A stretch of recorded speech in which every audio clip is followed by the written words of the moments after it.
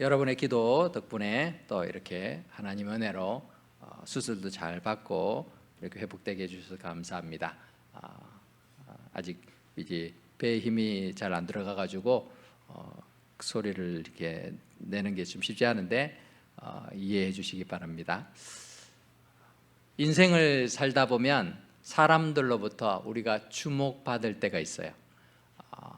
여러분들의 인생을 한번 돌아보세요. 돌아보면은 많은 사람들이 여러분들을 바라보면서 박수를 치고 칭찬해주고 인정해주고 뭐 이런 때가 있죠.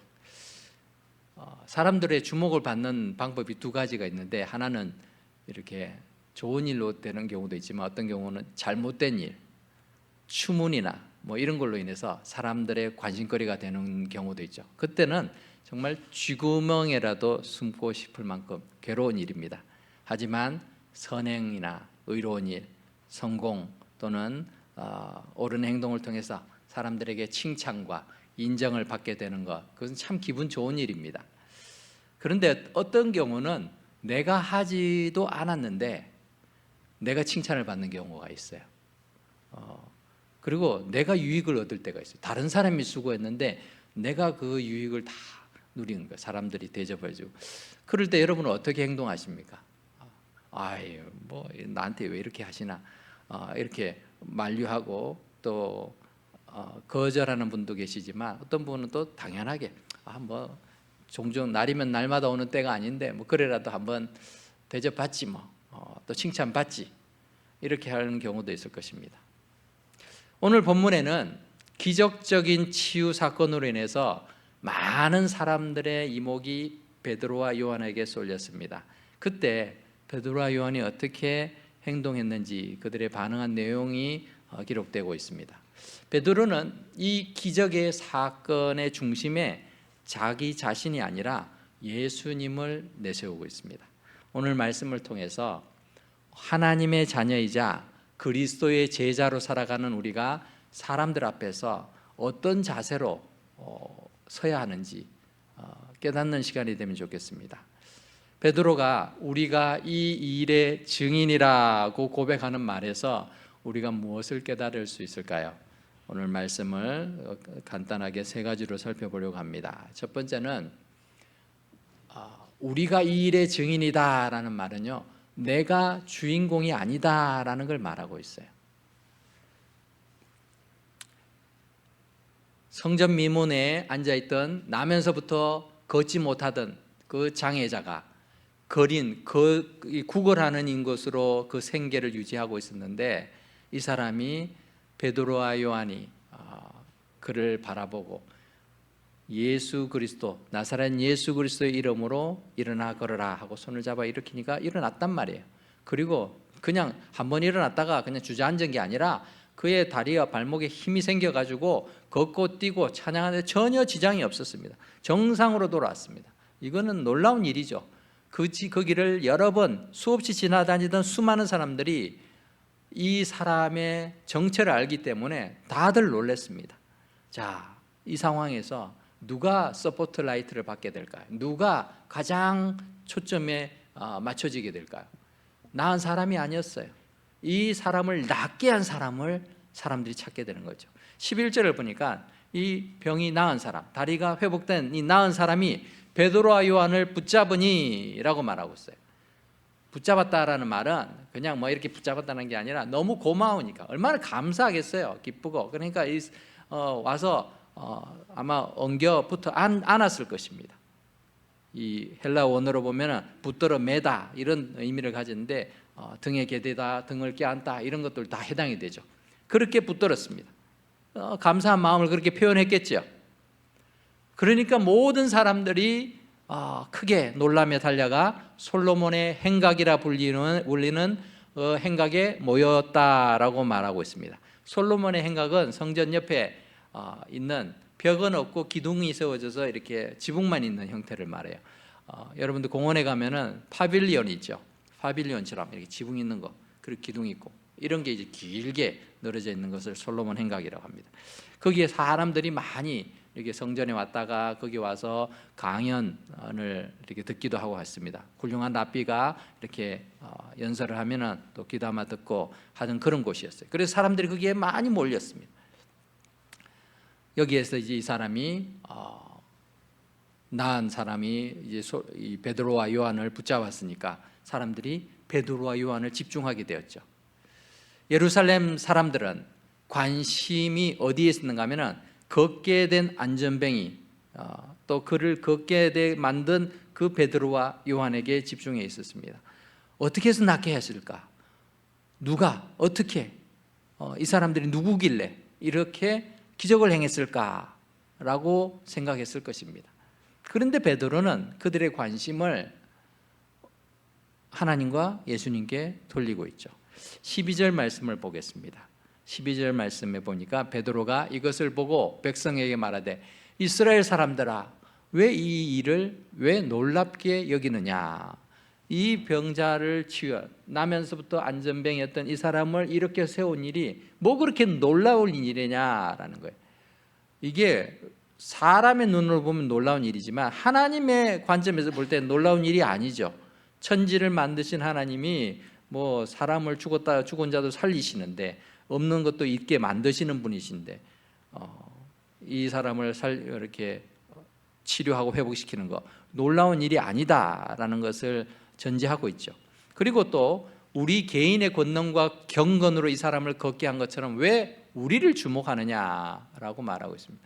베드로와 요한은 지금 자신들이 기도 많이 했고 또 자신들이 그냥 성령 충만했으니까 내가 하는 모든 일들을 통해서 하나님 역사가 일어난다 라고 지금 말하고 있는 게 아니라는 거죠. 그러니까 우리를 주목할 필요가 없다라고 말합니다.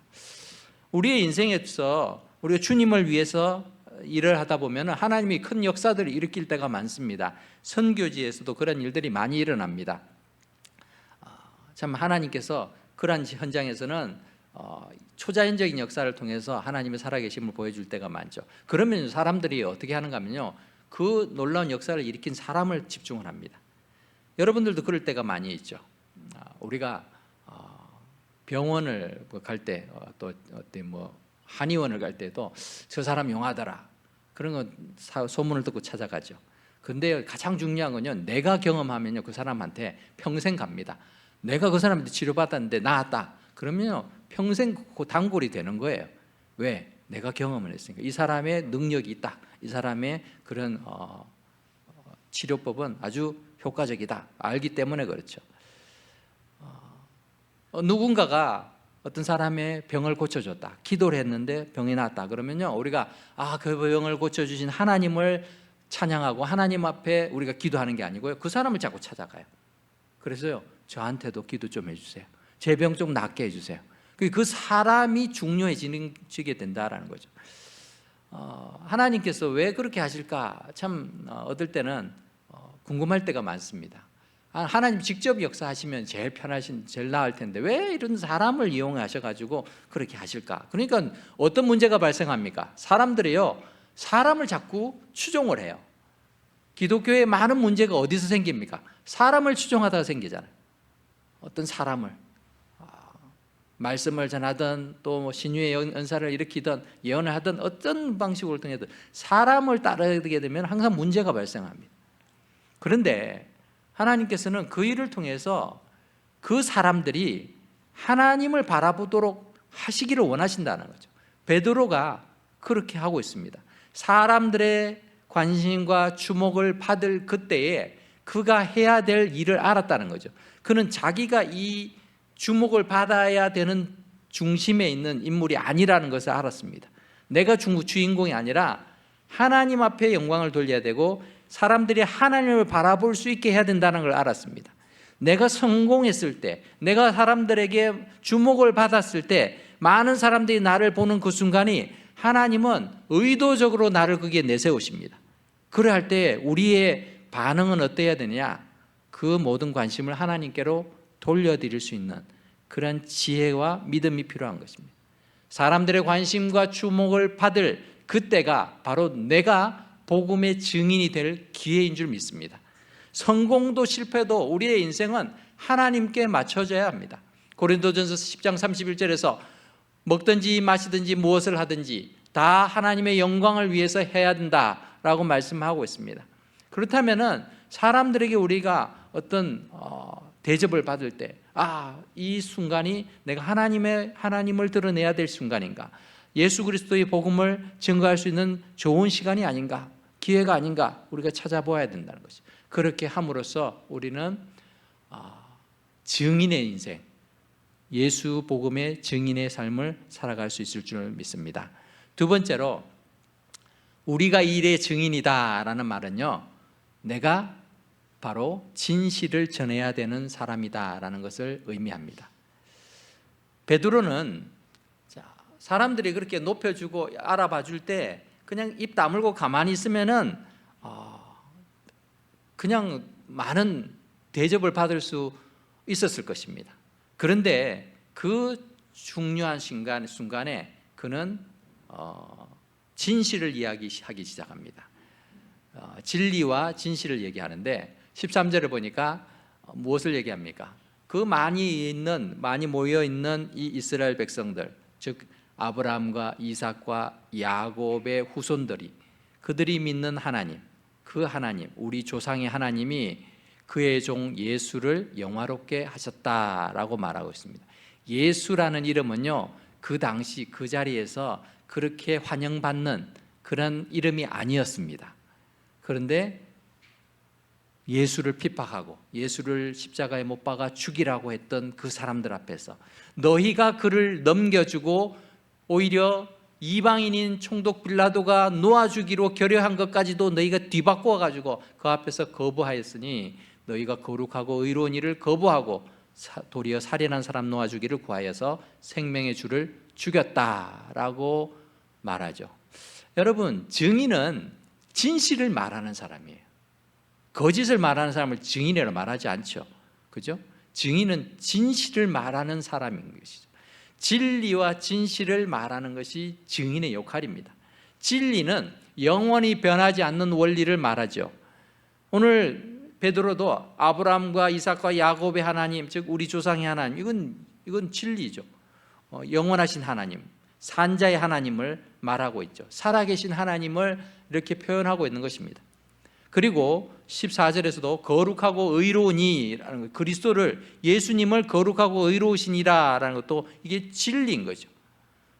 진리를 아무리 거부해도 그 진리가 사라지지 않습니다. 그래서 그것을 설명합니다. 예수님은 성자 하나님이시니까 거룩하고 의로우신 분이십니다. 자, 그리고 진실을 얘기하죠. 진실은 무엇입니까? 진실이라는 건 어떤 사건의 전말을 말하죠. 보는 관점에 따라서 우리가 서술하는 방법은 다르지만 진실은 언제나 정확히 있는 것이죠. 유대인들이 메시아이신 예수를 죽였습니다. 이건 진실이죠. 그 사건이 일어난 것이니까. 그리고 하나님이 죽은 예수를 살리셨다라고 말하고 있습니다. 구약의 이사야 선지자가 예언한 대로 고난받는 종으로 오신 예수님이 죽으시고 하나님이 다시 영화롭게 하셨다라는 것을 외치고 있습니다. 자, 이러한 말들이 베드로의 입장에서 쉽게 나왔을까요? 아니죠. 그가 말할 때 그 앞에 있는 청중들은 다 예수를 죽이는데 공모하는 그런 사람들이었습니다. 그 사람들 앞에 너희가 생명의 주를 죽였도다라고 말하는 것, 이거는 보통 담대함으로 할 수 있는 일이 아닙니다. 사람들은 진리와 진실을 좋아하는 것 같지만요, 때때로 거부할 때가 많습니다. 내게 피해가 가거나 부담스러운 진리, 부담스러운 진실은 원하지 않습니다. 기독교의 진리는 자기를 믿고 자기를 위해 사는 사람들에게는 상당히 불편합니다. 왜냐하면 기독교에서는 모든 사람이 죄인이라고 선언하기 때문에 그렇습니다. 북한 탈북 자매들을 이렇게 위해서 중보 기도해 주시는 우리 텍사스에 계신 헬렌 선교사님이라는 분이 계세요. 이분은 중국에 선교사도 가셨고 한데 84세예요. 84세니까 거동이 불편하시고 그런데도요 늘 기도하고 있어요. 그 북한 탈북 자매들을 위해서도 기도하고 또 옆에 있는 많은 분들을 중보를 하는 기도를 많이 하시는데, 이분의 지난 주간에 이제 기도 제목을 주시더라고요. 기도 제목이 뭔가 하니까 자기 친구가 한 명 있는데, 같은 84세 된 친구인데 예수를 아무리 전해도 안 믿는다는 거죠. 왜 안 믿는가? 이 전도를 아무리 해도 안 믿는 이유가 자꾸 죄를 얘기하니까 싫다는 거예요. 내가 죄인이라고, 당신 죄인이니까 예수님을 통해서 구원받아야 된다고 하니까 그게 싫은 거예요. 난 죄인 아니야. 자기가 죄인이라는 걸 받아들일 수가 없는 거예요. 그래서 진리가, 진실이 불편할 때가 많습니다. 기독교의 진리는 사람들 불편하게 만듭니다. 당신은 죄로 죽어야 하는 인생이다, 하나님의 진노를 받아 죽을 인생이다라고 말하는 건 어느 누가 좋아하겠어요. 그런데 그 진리를 외칠 때에 증인이 된다라는 거예요. 이 진리는 타협할 수 있는 게 아니라는 것이죠. 베드로가 그것을 바르게 말하고 있죠. 베드로는 우리가 이 일의 증인이라, 내가 증인으로 서기로 작정했기 때문에 그렇습니다. 불편한 진실을 거침없이 전했습니다. 왜? 증인은 그러해야 되기 때문에 그렇습니다. 사람들로부터 누리는 인기, 칭찬, 인정, 권리, 호의, 혜택, 이런 것들이 내가 예수님을 소개하면서 송두리째 사라져버릴 수도 있습니다. 그래도 증인이라면 진실을 전해야 하는 것이죠. 우리가 예수님을 구주로 믿는다라는 건요, 다른 말로 표현하면 내가 예수님의 증인의 삶을 선택하는 것을 말합니다.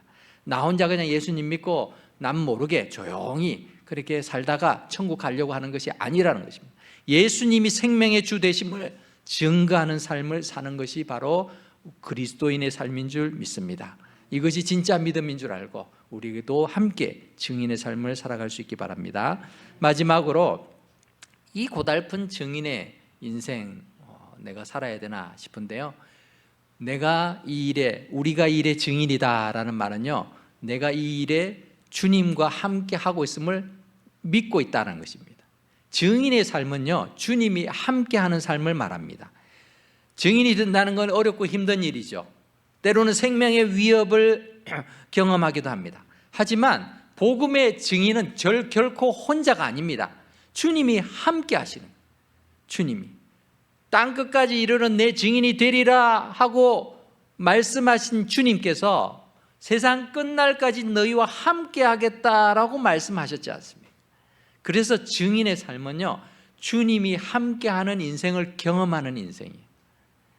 그래서 많은 능력을, 많은 또 은혜를 경험할 수 있게 되는 거죠. 오늘 16절에도 보니까 예수님의 이름을 믿음으로 그 이름이 너희가 보고 아는 이 사람을 성하게 하였나니, 이 안전뱅이가 나왔잖아요. 예수로 말미암아 난 믿음이 너희 모든 사람 앞에서 이같이 완전히 낫게 하였느니라. 자, 이 낫게 한 그런 장면을 가장 먼저 경험한 사람 누굴까요? 본인이겠죠. 본인, 그리고 베드로와 요한이에요. 베드로는 바로 그 자리에서 봤으니까 이렇게 세울 때 주 예수 그리스도의 이름의 능력을 경험했잖아요. 주님이 나와 함께 하시는 거야. 일어난 사람은요, 예수님이 어떤 분인지 잘 몰랐을 거예요. 그냥 일어나 해가지고 이렇게 세우니까 일어났는데 나중에 이제 알게 된 거죠. 그렇지만 가장 실감나게 경험한 사람들은 베드로와 요한입니다. 아, 예수 그리스도의 이름을 드러내니까 주님이 함께 하시는구나 경험하게 된 것이죠. 증인이 된다라는 것은 어떤 이 진리와 진실을 끝까지 붙들고 나가겠다, 살겠다라는 말입니다. 즉 복음의 증인이 되는 것은 복음의 주체가 되시는 예수님과 한편에 서는 것을 말합니다. 여러분, 베드로를 한번 생각해 보십시오.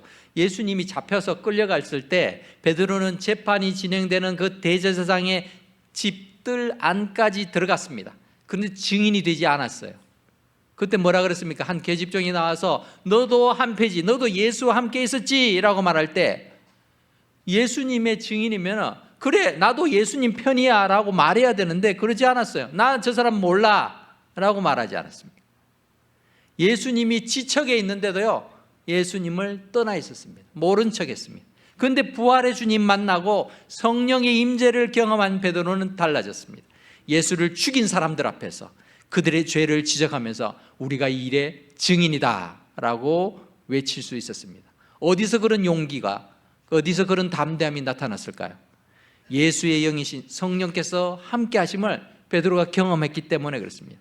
단순히 그냥 기적을 체험해서가 아니라 기적을 일으키시는 주님께서 그와 함께 하심을 경험했기 때문에 그렇습니다. 이처럼 주님과 함께하는 그 기쁨은요, 내가 들러리로 서 있어도 기쁜 거예요. 내가 주인공이 되지 않아도 괜찮아요. 나는 증인이고 주인공은 따로 있잖아요. 그래도 괜찮다는 거죠. 세례 요한은 예수님이 본격적으로 사역을 시작할 때 세례 요한의 제자들이 사람들이 다 우리 선생님 세례 요한 선생님은 아니고 저 예수님한테로, 예수라는 사람한테로 갑니다라고 할 때 괜찮다. 그는 흥하여야 된다. 나는 쇠해야 된다라고 말하죠. 그러면서 요한복음 3장 29절을 보면 신부를 취하는 자는 신랑이 신부를 취하죠. 근데 서서 신랑의 음성을 듣는 친구가 크게 기뻐하나니 나는 그러한 기쁨으로 충만하였노라. 주님의 이름이 영광 받으시고 주님의 능력이 드러나는 것을 바라보면서 오히려 기쁜 거예요. 나는 사람들이 알아주지 않아도 괜찮아. 하나님이 영광 받으시고 또 예수님이 드러나는 것, 그것으로 만족합니다 라고 고백하는 것이죠. 우리는 주님의 증인이 되는 삶을 통해서 주님과 더 친밀한 관계를 경험할 수 있습니다. 그래서 사도 바울의 고백이 우리의 고백이 될 수 있을 줄 압니다. 빌립보서 1장 20절 21절로 같이 한번 읽어보겠습니다. 시작. 나의 간절한 기대와 소망을 따라 아무 일에든지 부끄러워하지 아니하고 지금도 전과 같이 온전히 담대하여 살든지 죽든지 내 몸에서 그리스도가 존귀하게 되게 하려 하나니 이는 내게 사는 것이 그리스도니 죽는 것도 유익함이라. 아멘. 사랑하는 은혜와 평강교회 성도 여러분, 우리가 주님의 증인입니다. 우리가 예수님의 십자가와 부활의 증인입니다. 그 증인의 삶을 살아가는 것, 그것으로 우리를 초대하신 주님은 우리와 함께 하시고 또 주님의 능력을 경험하게 하시면서 우리를 통해 영광 받으시기를 기뻐하시는 분이십니다. 비록 연약해 보이고 아무것도 할 수 없을 것 같지만 하나님께서는 우리를 그런 자리에 세우십니다. 우리를 사람들의 주목을 받게 하시고요, 사람들이 우리를 칭찬하는 그러한 자리에 우리를 서게 만듭니다. 그럴 때에 주님을 드러내십시오. 주님을 증거하십시오. 그래서 증인의 삶을 통하여서 하나님 앞에 영광 돌리는 우리 인생의 그런 본연의 목적을 잘 감당해가는 저와 여러분 되시기를 주의 이름으로 축복합니다. 기도하겠습니다. 고마우신 하나님, 은혜를 감사합니다. 하나님, 베드로가 훌륭해서가 아니고 베드로가 배짱이 좋아서가 아니고 성령께서 함께 하시고 주님이 함께 하셨을 때 그가 주님의 증인의 삶을 살아낸 것을 봅니다. 하나님, 저희도 그렇게 살고 싶습니다.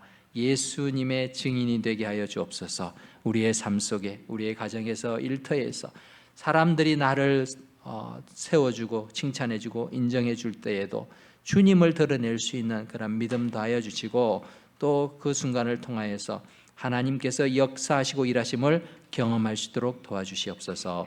예수님의 이름으로 기도합니다. 아멘.